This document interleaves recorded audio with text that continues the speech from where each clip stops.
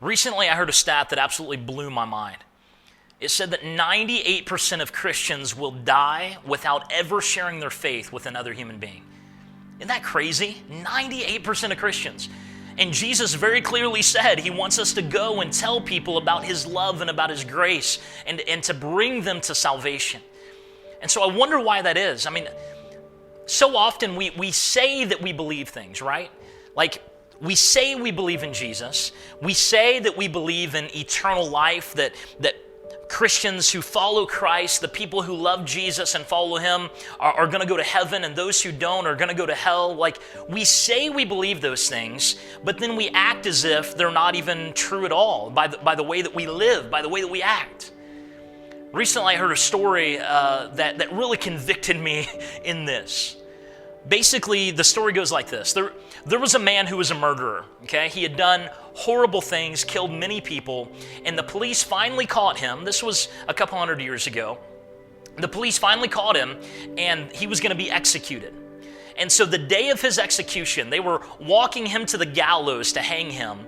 And basically what they did is they had a preacher or a priest walking in front of him as he was going to the gallows. So picture this in your mind, okay? You've got a murderer chained up, walking to die, and in front of him is a pastor, okay? And this pastor, the whole way to the gallows, he was reading out of a book about hell, okay? And he was reading it in a monotone voice, not excited, basically, eternal damnation for those who don't follow Christ. He's, flames and hellfire and all these things, like with no heart, with no passion whatsoever. The whole way there, this pastor was reading about this man's destination, about this man's eternity, with no compassion, no love, no heart. And when they got to the gallows, this is what the story says. The murderer, right before they took him up to be hung, grabbed the pastor in front of him, turned him around, and stared straight into his face. Could you imagine that, number one? Like, if you were that pastor, imagine a murderer grabbing you, turning you around right before he's getting ready to die.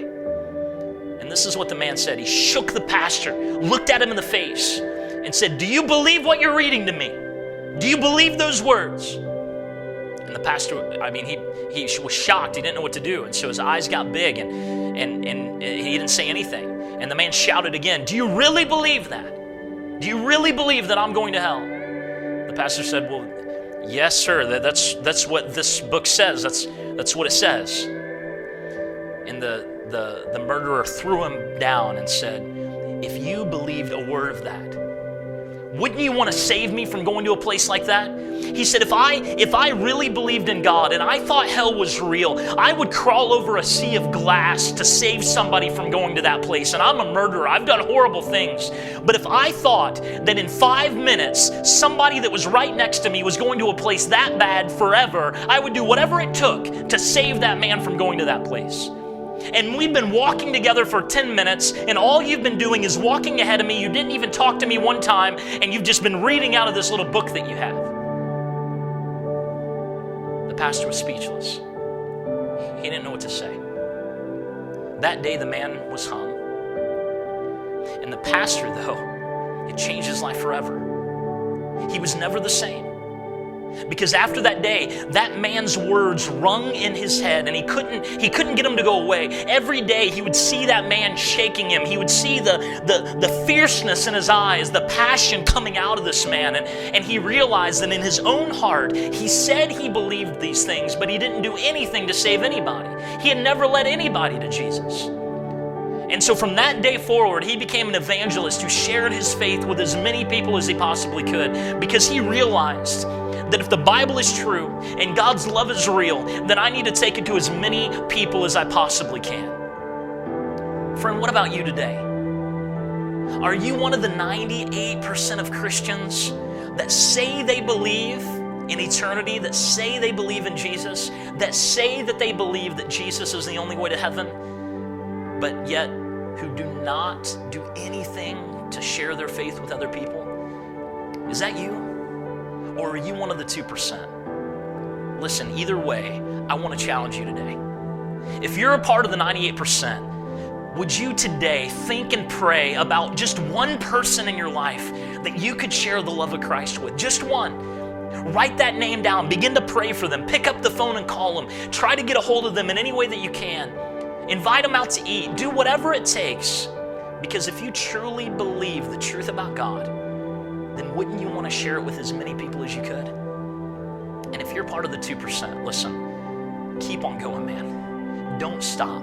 And train as many of the 98% to go out with you and do what you do. Take people with you. Get other Christians beside you. Take them out and show them what it means to really love Jesus and to take the gospel to people who don't know. Listen, friends, every single day, there are around 44,000 people in the world who die without Jesus. Every day, man. That means that every 2 seconds, somebody dies without Christ. That's crazy. And so you and I, we have got to do whatever it takes to share the love of Christ with those around us. Don't be like that pastor who just mumbles through it, who believes it in their head, but doesn't act it out in their lives. May you and I be the 2%. And may you and I get as many people with us as we can to take the love and the grace of Jesus to as many people as we can.